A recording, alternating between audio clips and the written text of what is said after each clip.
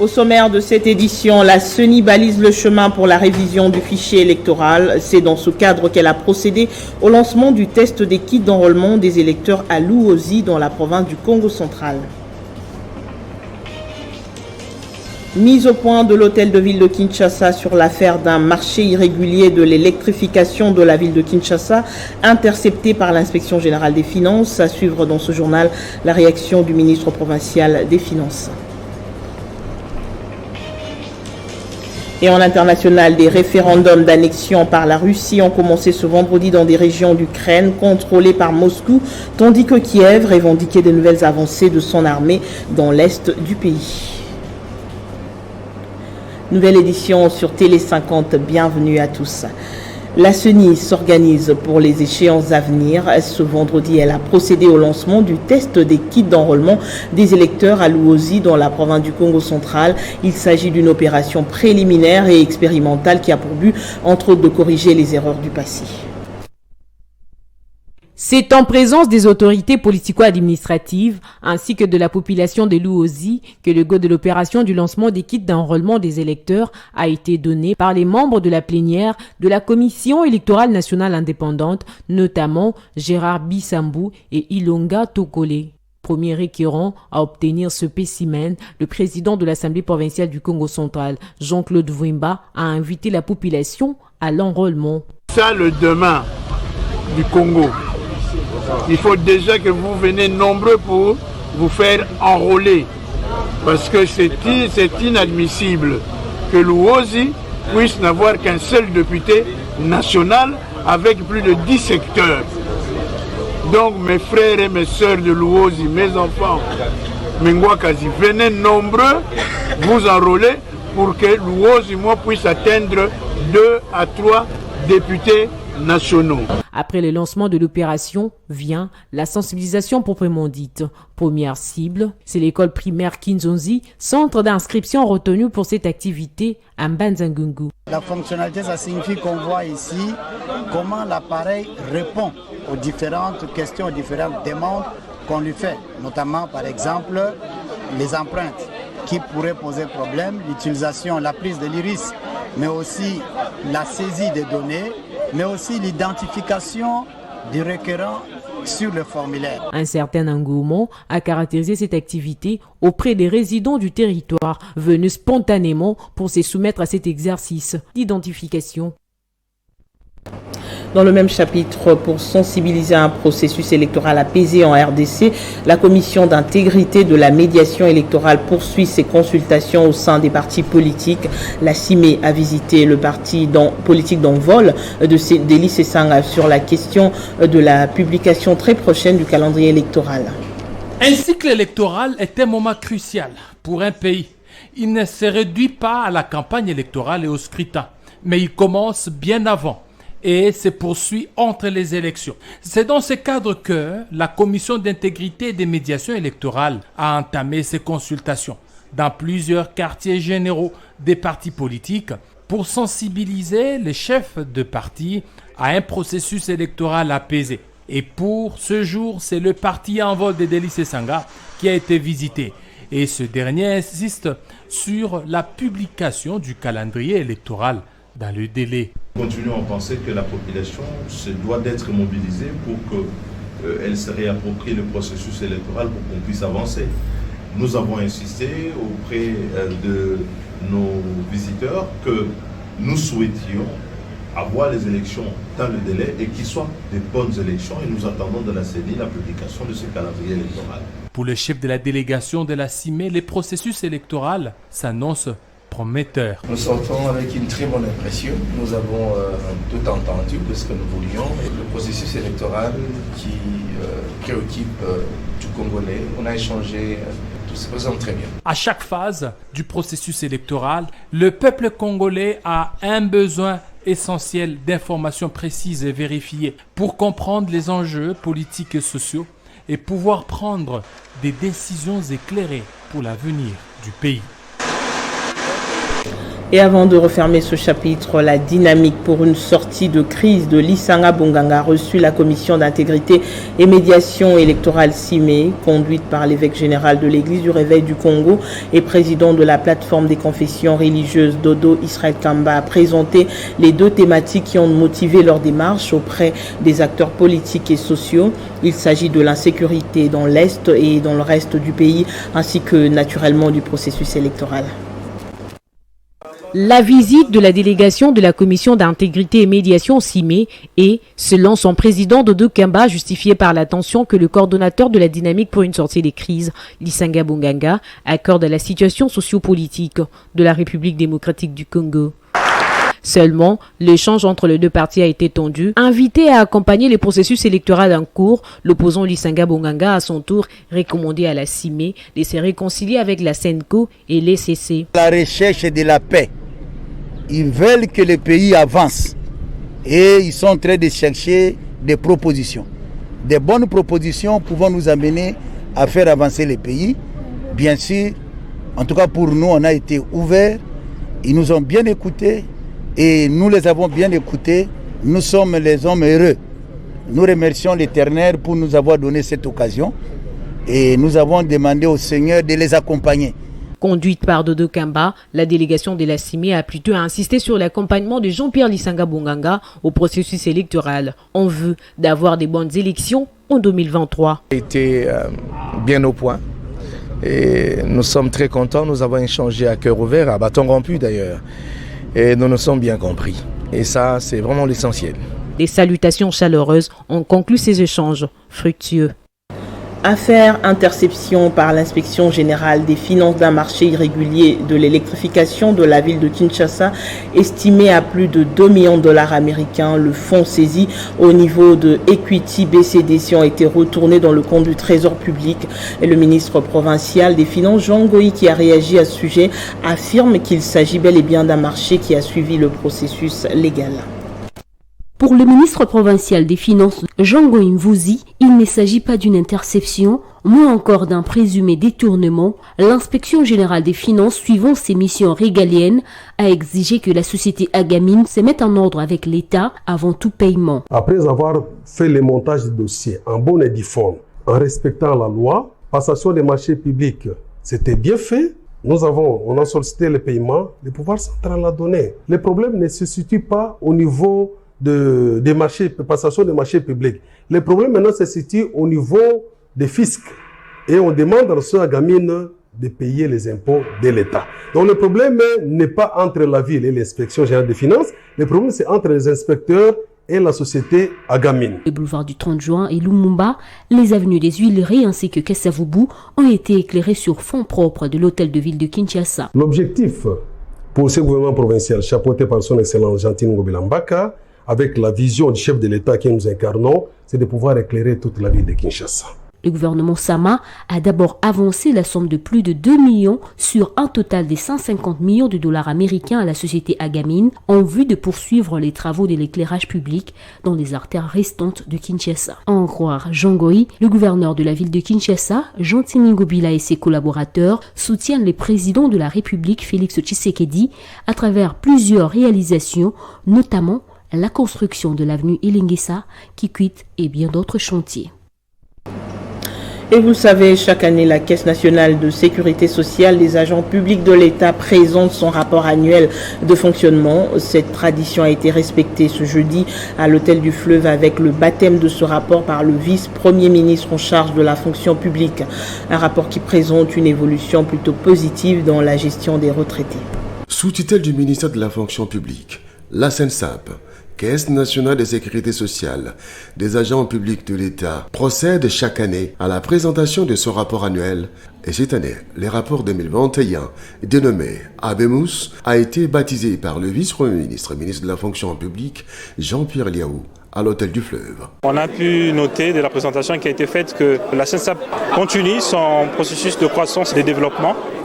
Les revenus de cotisation sont en augmentation, les réserves placées sont en forte augmentation. Bien avant, les chargés des missions de la CNSAP avaient procédé à la déclinaison de ces rapports qui reviennent sur les activités de l'année 2021.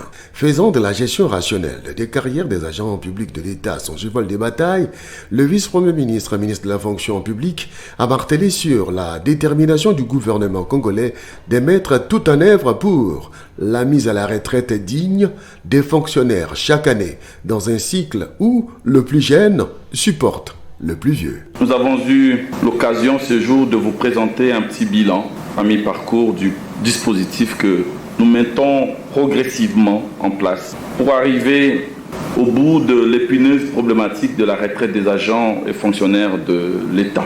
Nous osons espérer qu'avec la volonté politique de son Excellence, Monsieur le Président de la République, la détermination affichée du Premier ministre, rien ne nous arrêtera dans cette marche vers le progrès. Sous le leadership du chef de l'État et la supervision du Premier ministre, le vice-premier ministre, ministre de la fonction publique Jean-Pierre Diaou, a relancé les processus de la mise à la retraite et veillé sur la bonne gestion des carrières, ce qui justifie les déploiements en province de la SENSAP avec la construction des agences provinciales. Dans certaines entreprises publiques, l'heure est à la remise et reprise. Tous les agents et cadres de la société minière de Kilomoto sont appelés à l'unité pour relancer leur société.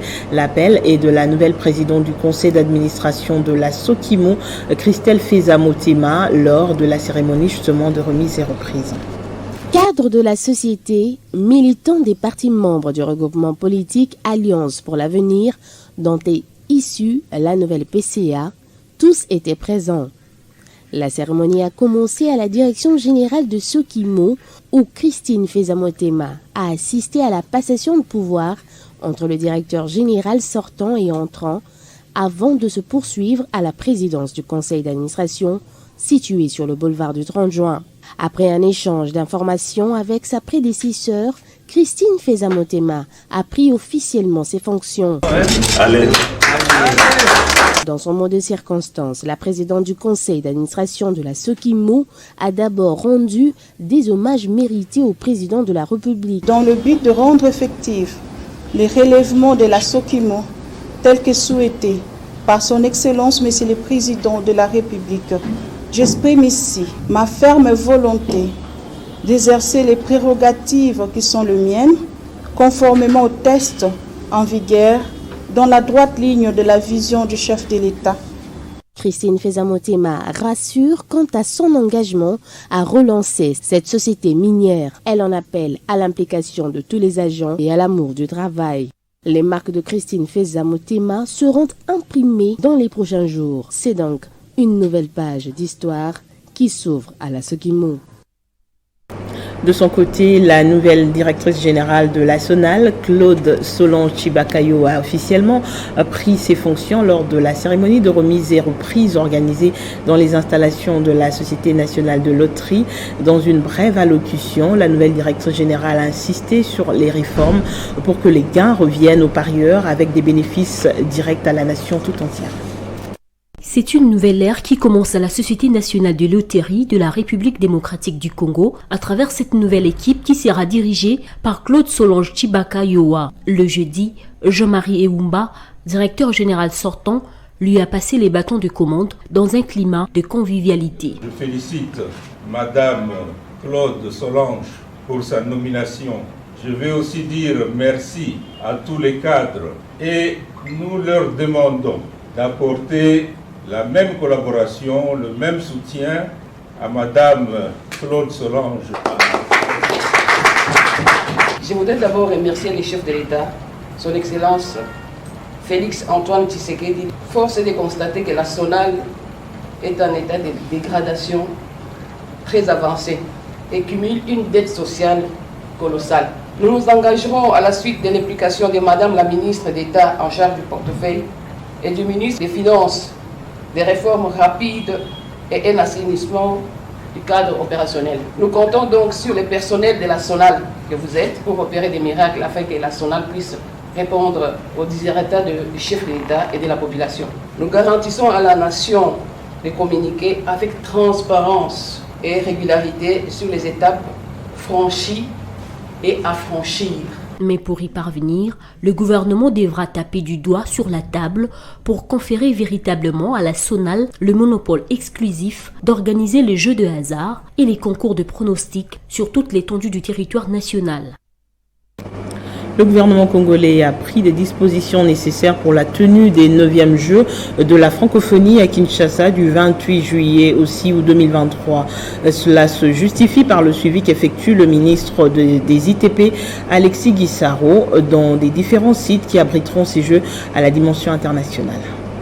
Il était important en tant que maître d'ouvrage de se rassurer de l'état d'avancement des chantiers ouverts dans la perspective de la tenue des Jeux de la francophonie à Kinshasa. Alexis Guissaro a fait la ronde de tous les sites qui abriteront cette fête sportive et culturelle. Tout le projet définitif de réhabilitation des infrastructures pour les Jeux a été passé au peigne fin. Pour le patron des ITP, ce projet a pris une vitesse de croisière. Ces Jeux de la francophonie qui vont être organisés en 2023 sont d'abord un projet qui est suivi par le chef de l'État lui-même.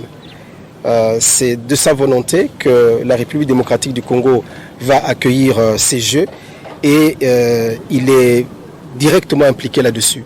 C'est ainsi que dans le cadre de la matérialisation justement de cette volonté du chef de l'État, en tant que ministre des Infrastructures et Travaux Publics, nous venons faire le suivi physique et même financier de la manière dont ce projet évolue. Le patron des ITP a bouclé sa ronde à l'université de Kinshasa. Le gouvernement congolais envisage 2 options pour le logement des athlètes au village de Jeux, soit au stade Tata Raphaël, soit au site de l'Unikin. La tête couronnée des ITP a voulu se rendre compte des travaux de réhabilitation des hommes qui sont pratiquement achevés et visiter en même temps les voies d'accès à ce site et bien entendu les voiries de ce campus universitaire. Ceci démontre la volonté du chef de l'État, Félix Tshisekedi lui-même, qui tient à la tenue des Jeux de la francophonie à Kinshasa et du gouvernement des Warriors qui fait le suivi des travaux. À Kolwezi, l'avenue Sogefort, autrefois en délabrement avancé, est en pleine reconstruction. Les travaux en cours consistent non seulement à la pose de la couche d'enrobé, mais aussi à son élargissement. Les usagers exultent et remercient le chef de l'État, Félix Tshisekedi.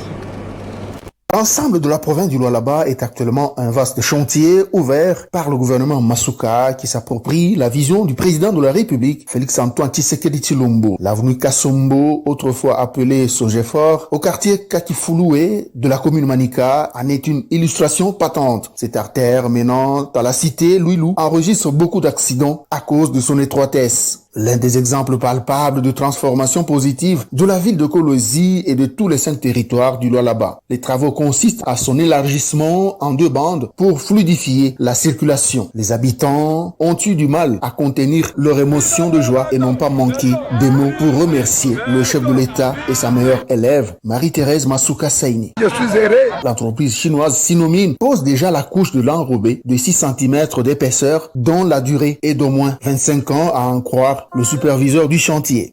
Il y a la première équipe qui est passée pour mettre la couche de fondation et la couche de base. Et nous, notre équipe est chargée de poser la couche d'enrobé. Ça veut dire qu'après compactage, nous obtenons 6 cm d'épaisseur. Jusque-là, nous avons déjà asphalté environ 3 km. En vue de respecter les normes de construction des routes, les travaux de drain de canalisation des eaux de pluie sont faits par l'entreprise IOL, une sous-traitance de Sinomine. Ces voies de canalisation sont de 80 cm de profondeur et 55 cm de largeur pour assurer la durabilité. Toujours en province, dans la province du Haut-Ouélé particulièrement, le gouvernement provincial annonce le début imminent de l'opération de lotissement à travers les agglomérations de l'entité. C'est l'une des résolutions phares du Conseil des ministres tenu ce vendredi à Isiro autour du vice-gouverneur Christian Pitanga Mangandro. Autour du vice-gouverneur Christian Pitonga, les membres du gouvernement provincial du Haut-Ouélé passent en revue la situation au sein de l'entité. Sécurité, éducation, urbanisme et habitat, agriculture, environnement ou encore affaires foncières, rien n'est laissé de côté. Le ministre provincial de l'Intérieur a circonscrit l'état de la province du Haut-Uélé qui reste calme. Néanmoins, quelques cas isolés ont été signalés dans le territoire de à Wamba, un incendie d'origine inconnue, intervenu la nuit de jeudi à vendredi, entraînant la mort de 2 enfants. Dans les secteurs de l'urbanisme et habitat par exemple, c'est un vaste programme gouvernemental de lotissement qui va être bientôt relancé. Le ministre provincial ayant en charge l'aménagement du territoire a présenté l'économie du projet d'arrêté provincial portant création du lotissement dénommé Bolé-Bolé dans le groupement Koko, secteur Mali-Kamabou de Baberu, dans le territoire de Wamba en province du Haut-Uélé. Après analyse, débat, amendement et délibération, tout en conviant ces ministères régaliens à formuler des propositions, de nouveaux plans d'aménagement d'autres sites, notamment Doubala, Bel-Air, Kinlaba, adopté à l'unanimité par les conseils. Le gouvernement Basséa Nanga s'est singulièrement démarqué en créant de nouvelles cités, notamment à Kapsa, dans la périphérique de la ville d'Issiro, où plus de 2000 parcelles étaient créées. En international, des référendums d'annexion par la Russie des régions d'Ukraine contrôlées entièrement ou en partie ont commencé ce vendredi, tandis que Kiev revendiquait de nouvelles avancées de son armée dans l'est du pays. La Russie soumet les habitants de 4 régions au vote.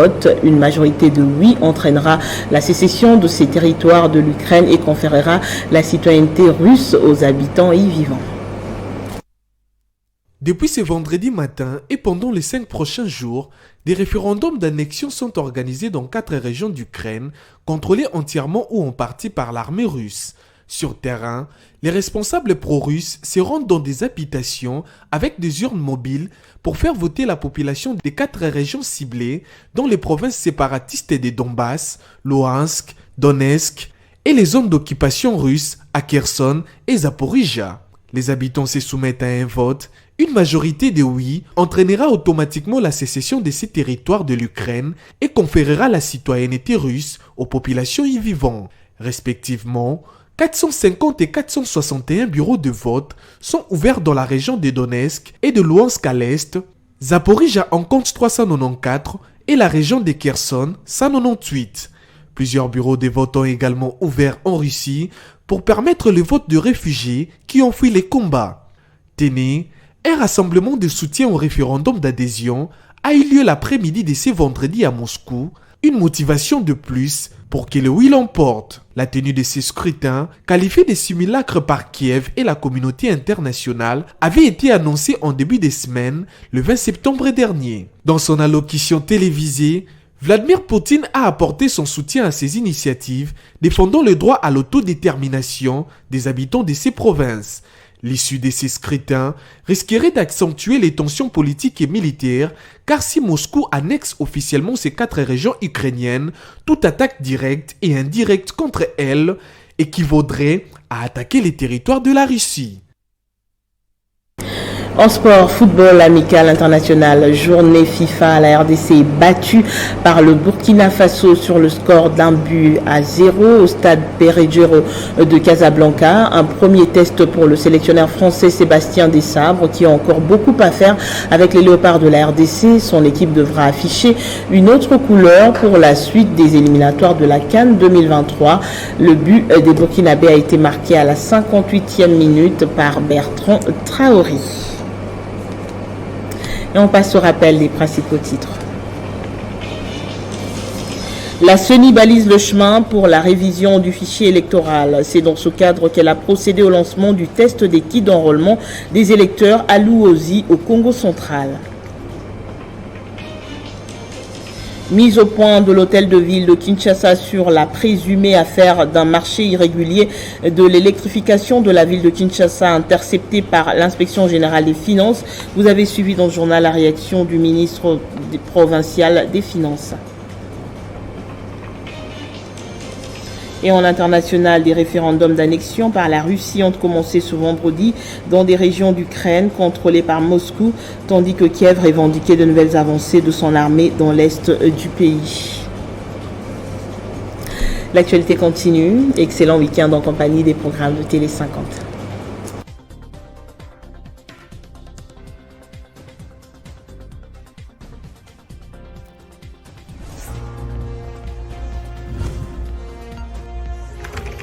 l'actualité reste en continu.